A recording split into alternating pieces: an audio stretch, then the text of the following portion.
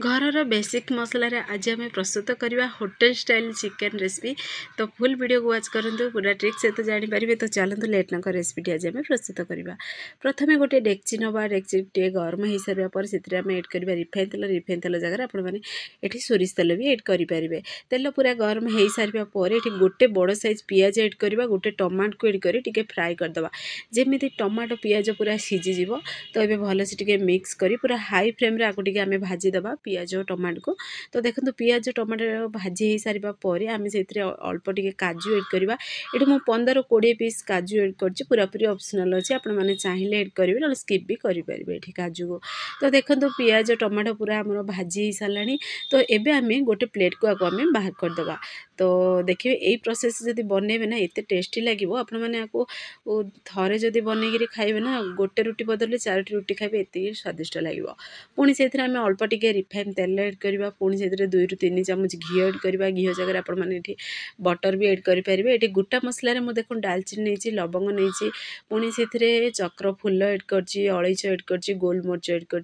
तो गोटा मसला टिके हल्का फ्राए हो सारा पर ये मुझे पूरा हाफ केजी चिकेन नहीं, चिकेन को से एड कर देकर पुणी थे भलसे टिके हाई फ्लेम रे चिकेन को आम टे भाजी देवा जमी से तेल टे फ्राए हो चिकेन। देखो धीरे धीरे कलर भी पूरा चेंज हो सारा, पूरा व्हाइट कलर आसीगला चिकेन। तो ये चलते से आम 2 चामच एड करवा अदा रसुण पेस्ट एड कर अदा रसुण पेस्ट को चिकेन सहित भलसे टे मिक्स कर फ्राए करवा चिकेन को। तो से आम पियाज टमाटो गोटे पेस्ट प्रस्तुत कर आम साइड रखिदे।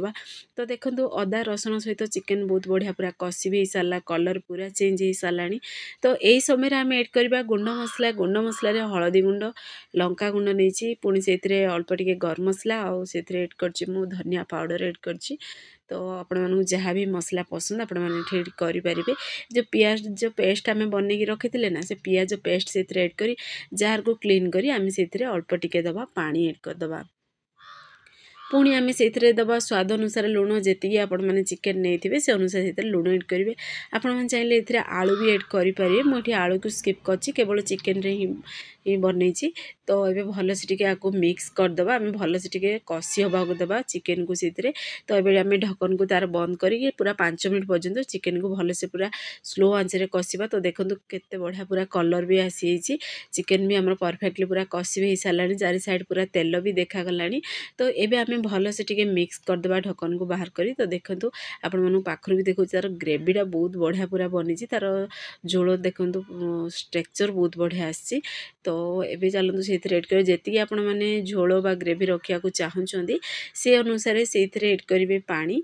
पानी को एड करी आम भलसे टिके मिक्स करदे। मिक्स करी आम ढक्कन को टे बंद करी आउ 5 मिनट पर्यंत टिके आम सीझा देवा चिकेन को। से भीतर किसी गोटा मसला नहीं, जहाँ भी आपण मैंने गोटा मसला पसंद आपण मैंने नहीं पारे। गोटा मसला को टिके हल्का फ्राए करी गोटे आम कोटुनी साहाଯ୍य भलसे टिके जमी कोटिकी पाउडर बनईदेवा।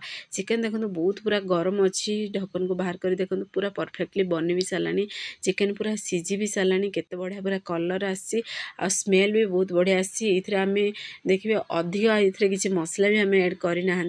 तो आपण मानू पूरा साधा सीधा ही बनई पारे बहुत टेस्टी चिकेन। तो ये आम गुंड मसला बा गोटा गुंड मसला पाउडर फ्रेश जो कुटी से एड करदे। अल्प टिके कस्तूरी मेथी एड करी भलसे टिके मिक्स करी ढक्कन को बंद करी गैस पेन को आम ऑफ करदे। तो देखो मु 5 मिनट पर्यंत पूरा आगू ढक्कन को बंद कर रखी। 5 मिनट पर आपको देखूँ केते बढ़िया पूरा आमर चिकेन रेसिपी प्रस्तुत हो सारा। कम समय आम प्रस्तुत कर सारे पूरा 15-20 मिनट लगी चिकेन रेसिपी प्रस्तुत होगापाई। तो टेस्टी बहुत थिला। तो आपण मैंने घरे आपको निश्चय ट्राए करूँ। जदि आपण मानक वीडियोटी पसंद आसो ताहले सांग मानक शेयर करूँ, लाइक करूँ।